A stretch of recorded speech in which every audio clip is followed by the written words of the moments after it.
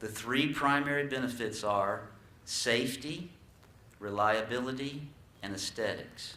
Most people are just interested in the aesthetics, to be honest about it. But safety and reliability is part of it too. And when you study the methodology, the larger your land parcel is, the more you typically pay. If you have underground utilities already nearby your home or to your home, you get a credit for that in the assessment. But anyway, it's worked out, just to give you an example, on Everglades Island, the average assessment cost was about $12,475 per parcel, average. And we do this through internal financing. The internal financing is done where we charge you our opportunity cost for having loaned the money to the project, and so the interest that we lose is the interest that we charge you. And just as an example, Everglades Island, their interest rate for year number 1 was 1.5%, which is pretty good. So what we have is a neighborhood program based upon assessments, and we utilize a petition. So we depend heavily today on what we call a champion for undergrounding. Like I said earlier, people call me, they'll come to the office, they'll come to me at a meeting, and they say, I want my neighborhood undergrounded. We provide them with a petition, and they're the champion, and they and their other neighbors, they go around and they seek the petition signatures, and when they get 67%, we can do the work. And so we've done Via Fontana, and we just recently completed Everglades Island. The neighborhood program, though, has some problems to it, pros and cons that I'll get into. And we would like to segue to a different process based upon some of the interest that we've received of late by virtue of projects on Nightingale and La Puerta and on East Inlet Drive. But let me just tell you a little bit about the work, because I know I will get questions about the construction process. The first thing that we do, obviously, is hire a consulting engineer who does the design. And you might say to yourself, well, why do you have to do a design? You have the utility companies. Well, there's two options, basically, in the construction process. One, you can have the utilities do all of the work. By all of the work, we mean do the conduit through the street system up to your house and do the lines that connect to your house. Or you can do it another way. The town or a third party will do the conduit that will be throughout to do the distribution of the system, and then the utilities will do certain parts of the work, such as run the lines or connect it to each individual home. Every time we've done it, it's cheaper if the town does the conduit itself and the utilities do their part. For example, a lot of the jobs that FPL does are only authorized to be done by union employees, so they don't let third parties do that. They only let the unions do it, which ups the cost, by the way. So let me say that the problem with the neighborhood approach, if you step back for a moment and think about it from the town's perspective, particularly from the perspective of the Public Works Department, is that it can interfere with the planned, organized process of updating infrastructure throughout the community. So you can imagine an operation like Public Works. They have a 5-year capital improvement program. Everything is planned out, where they're going to do what. There are ups and downs to that based on things that happen from time to time. But all of a sudden, we're going to do a neighborhood and convert it to underground. And the proper and prudent thing to do at that time is to do all of the other infrastructure work that you want at that same time. Well, that means they have to divert resources and time to something that wasn't in the 5-year capital program. So it's problematic from a workflow, work process point of view if neighborhoods just come here, there, wherever, when you're trying to do the infrastructure for an entire town. What happened of late was we had two neighborhood projects on the north end of town. East Inlet Drive at the very northern end, and Nightingale and La Puerta Way wanted to convert. They did the petition, the whole 9 yards. And we've done the engineering contracts for everybody to get started on their part of the work. And suddenly, I guess through word of mouth or what, I'm not sure, I just started receiving lots of phone calls and questions about what do we have to do to get our neighborhood, our block, our street done. And so I went to the director of Public Works in a meeting one day and say, hey, I'm being bombarded. Do we want to continue doing this the same way? And the answer was, if we can find a better way, let's do it. And what we'd like to do is segue to what we call the programmatic approach.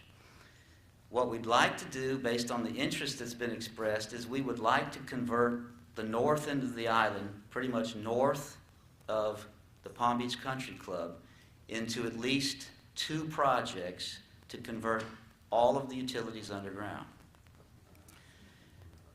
To meet to receive the 25% discount from FPL to facilitate storm response and so forth, we would do from the inlet to Ocean Terrace, and that would be sufficient to receive the 25% discount. And then we would do from Ocean Terrace to List Road, I think it is, and that also would be eligible for the 25% discount. Meanwhile, I've received calls from people even further south saying they want to do their neighborhood too. So we can do it, and we'd be happy to, but this is the preferred way we'd like to do it. Now, I mentioned earlier we use a petition, and the petition works out fine and dandy for 1 block or 2 streets, but when you're doing, 3 miles of utility lines, a paper petition is a very cumbersome and inefficient way to go about gauging the interest of the people. So I've been working with the Ordinance, Rules, and Standards Committee of the Town Council to come up with, Mr. Diamond is here, the chair, come up with a way to make it efficient so we can hear whether or not 67% of the people want to do it. So I haven't gone back to them with my proposal yet, but I believe it has to be done by mail. There needs to be 1 vote per property, not voter registration, but 1 vote per property. We have to figure out a way where people that are for or against can't tilt the game, so to speak, that there's no counterfeiting of ballots or anything like that, because it has happened in other communities, I can tell you. And then if we are able, if it doesn't pass, we would still be able to say and look at a map and say, well, you know what? This part of the island does want to do it. So let's just focus on that and do them instead. But the way it is right now, we need a whole new petition process in order to do large sections of land throughout the community. One of the upsides to doing large portions of the community is we cannot use the internal financing plan because the cost of those projects exceeds the town's ability to fund them internally. Each project that I mentioned earlier for the north end would be about $5 million apiece. Just while I think of it, we estimate that undergrounding is going to run between $12,000 and $18,000 per parcel. Every neighborhood and every street is different, but when we do internal financing, although it has a very, very attractive interest rate, we can only use a 10-year term to pay back. But if we go to the bigger dollar numbers, we can go up to 30-year financing. I ran the numbers using the worst-case scenario of about $18,000, and for over 30 years, it's about $600 per year per parcel at the $18,000 number. Now, in 30 years, you know, the average American, and I'm not suggesting you're average, but the average American, every 7 years, they'll move to another house. So in 30 years, you could have 4 generations of ownership, and you won't end up paying. Because in the assessment program, when you sell the home, the unpaid portion rolls over to the annual tax bill of that new owner, and it's paid off over time, over 30 years. Just to show you, in working with the town's financial advisors, if we did bond financing for 30 years, the interest rate is 5.5% currently, which is pretty good considering it's not full faith and credit of the town of Palm Beach. It's only based upon a pledge to assess. So that's a very good interest rate. If you did 15, it's 3.9, 20 is 4.5, and so forth. But the point being is that we can access different financing if we go with the programmatic program. Make sure I've touched on everything. I think I've hit everything that I wanted to. I don't want to bore you to death with the details of construction. Some of you may ask that in the Q&A, but I think what I'll do now is stop and let you ask any questions, because I'm sure there's oodles of questions, and some of you have probably gone through it before, but just let me say this one last thing. You know, the demand for electricity, in my opinion, is not really going to go down. It's only going to go up.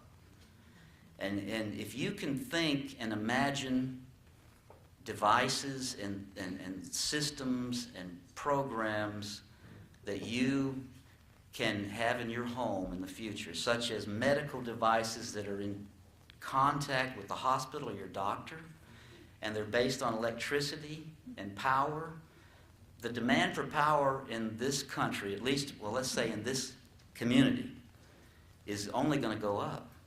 And I think, based on all the work that I've done these last 11 or so years, is we're actually operating on an antiquated system, an antiquated distribution system in this town that's highly unreliable by virtue of the environment that we're in, with the growth and the undergrowth and the landscaping.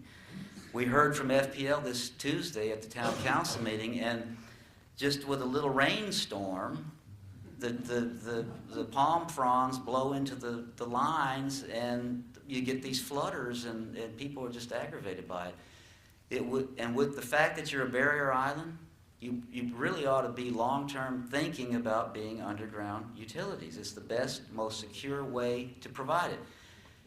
Now, long-term, in order to get maximum reliability, we've got to, if we are ever successful in doing the entire island, we need to move to the mainland, and from the substation to the lake, we need to harden every one of those overground facilities, and you'll have the maximum reliability that you will ever get anywhere in Florida if you do that, plus underground the entire town. And we can do it if you want to, and you sign these petitions and so forth, but you have to tell us, and then we will go and do it.